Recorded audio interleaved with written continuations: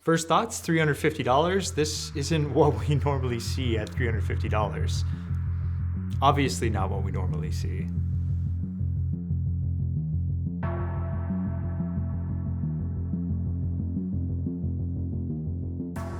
I just want to start with a thanks to Verum Audio for sending these out.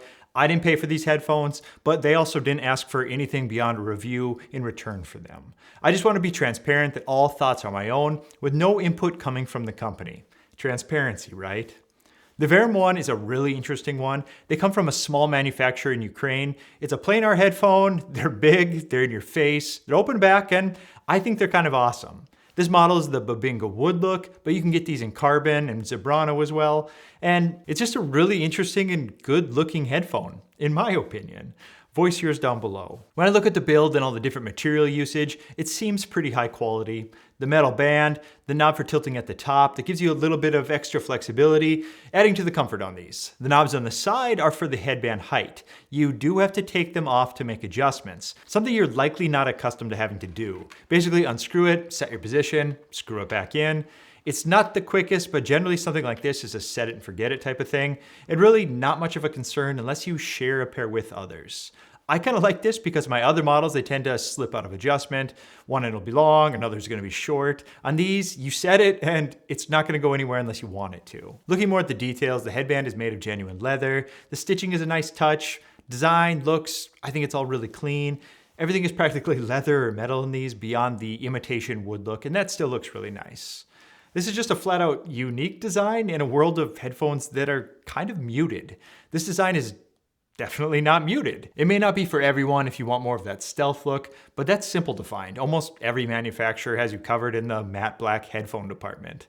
This one feels boutique, like you're lucky to get one. And from what I gather, you don't have to be lucky, but you do need to be patient. The website currently mentions a wait time of 5 to 6 weeks. The cable uses standard connections. If you want to go with something else, it's easily done, but the one included is pretty good. Cables are like shoes for sneakerheads. If you're really into headphones, it's also very likely you have a particular preference to cables. This one is a substantially sized cable that doesn't tangle easily, and for myself, it was everything that I needed. The earpads on this one are actually magnetically attached. There's a metal trim around the pad, so it's just sort of something that snaps into place on these. The pads are what I would consider very lush. It's basically like a couple of form-fitting memory foam pillows surrounding your ears. The shape works out pretty well for me. I would say my ears are pretty normal sized, but looking at these, I think my big-eared friends are gonna be safe too. I wasn't experiencing any pressure on these. They really nailed the comfort, I felt like. It's something you wouldn't expect when you look at the pictures of these.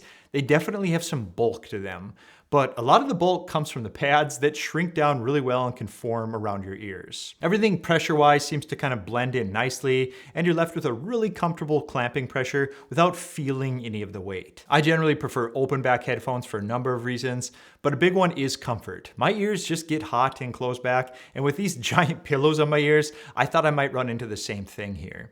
But it really just never came. Even at lengths of a couple hours, nothing felt uncomfortably warm. You might not think 2 hours is long enough for testing and something like this, but honestly, that's my preference. I don't spend entire days in headphones, and this one ranked really well in this regard. I've had others that created an uncomfortable heat in as little as 20 to 30 minutes. So this was pretty good for me. So the shipping experience is a little bit different on this one, and I just want to be as transparent as possible on it. There's some good and some bad to this. These will not arrive in any fancy shipping box full of goodies. Instead, these arrived in a plain box with an adequate amount of bubble wrap for safe travel. And that's absolutely it. There's two sides to this. No, you won't get that unboxing experience like you get with Topping, for example, where it's all boxes inside of boxes, all neatly tucked away in packaging that makes you feel like you're opening up something premium. Instead, you unwrap your bubble wrap on these and deal with it, quite frankly. And you know what? I'm okay with it. While a little more safekeeping of the units during shipment would have been nice, I can't argue the fact that these shipped from the Ukraine and made it here completely unscathed. And on top of that, we have to swing back to that $350 price that doesn't even make sense on these. Maybe it's the little things like ditching the elaborate boxes that, can open up price points for things like this. I know if I had the option during checkout for other products, if I could select between getting the product bare bones and let's say 10% off, or pay full retail and get the box, I'm likely picking the no box, unless it's something that I think I'm going to be reselling in the near future and want to be, shipping it just for the sake of easing the shipping. We waste so much cardboard and plastic every year shipping things around that it gets a bit sickening. And maybe it's just highlighted for me getting in so many products for review. Seems like I'm always filling up the recycling bin with shipments. I'll end my rant there. I just wanted to be clear how these ship and basically my stance on it. As I mentioned earlier, this is a planar headphone and the impedance is also quite low at 8 ohms. But I also didn't have any issues driving these with any of my amps available to me. But that also doesn't mean I enjoyed them equally across the board. I first drove these directly out of my phone. It actually did a respectable job due to their sensitivity, but I wasn't overly thrilled either. It felt a bit more frail than what the looks of these headphones project. So starting point, yes, it's doable and you get a decent performance, but you're not really tapping into what these are capable of. Next, I went to a Shithill 2, and that really felt like things woke up. The scale was a bit larger, the punch was tighter, and it just felt like more energy all around it. You might notice some of the shopping tags popping up. I'm just trying out some things, some new things for tagging products. So just to disclose, YouTube may compensate me for using the shopping tags in this video. Thankfully, the Hell 2 isn't a $2,000 headphone amp. It's actually something less than $200 if I remember right. So it's not like we're spending 10 times the cost of the headphones to get the experience you're likely chasing here. I wanted to take things a step further with the power, so I pulled out another ship product called the Midgard, one of their new designs, along with their DAC the Modius, as well as several others I had laying around. I find that this is a good stack that hits above its price point and has loads of power in this case. What I found was, yes, I still felt as if I kept scaling up and beyond the previous level. Could I go beyond this? Possibly, yeah, but at that point you're starting to spend well over the price of the headphones. So for the sake of today, let's just cut it off here and basically lay it out like, yes, you can power these with as little as your smartphone. It's gonna get loud, but you'll miss out on some of the great energy that these provide.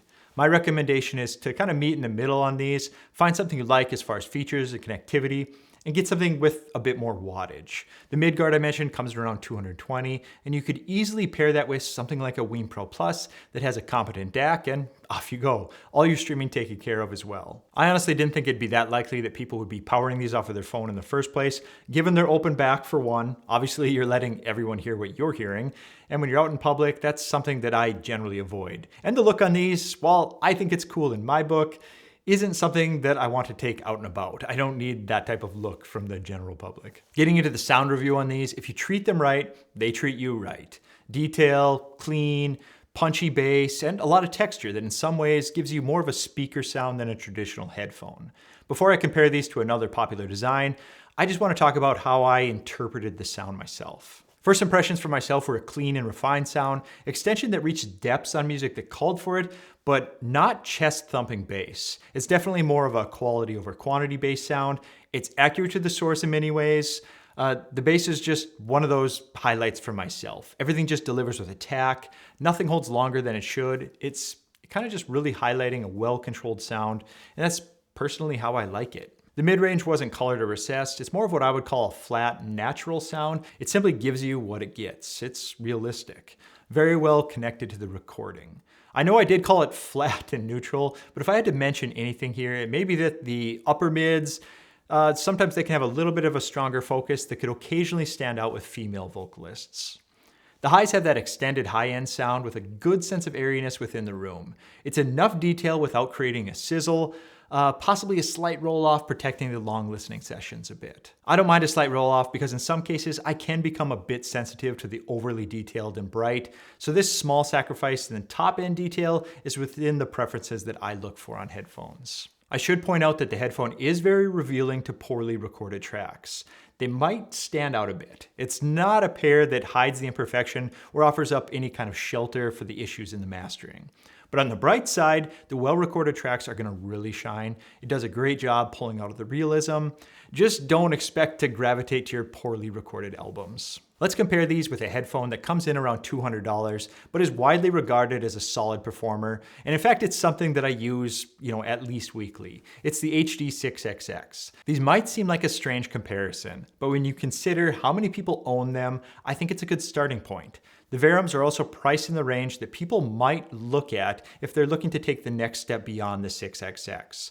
So this way you can hear out, what you're getting into. And by all means, these two are not similar. First, the amplification. I would argue that the 6XX demands more power than the Verum 1. They both excel at scaling with gear as you go up, but if you already own something for your 6XX, it's likely enough to easily drive the Verum to get great levels of performance. The HD6XX is well known for its dark, almost velvet-like sound, basically the equivalent to a big hug. It never fatigues, it just lays it all out there without ever creating a big fuss, which is awesome in so many ways, but also so different in so many ways, limited to what you might hear on the Verums. The Verum, in comparison, will bring emotion, detail, and very much so an increase in the perceived liveliness. Vocals are hard to beat on the 6XX.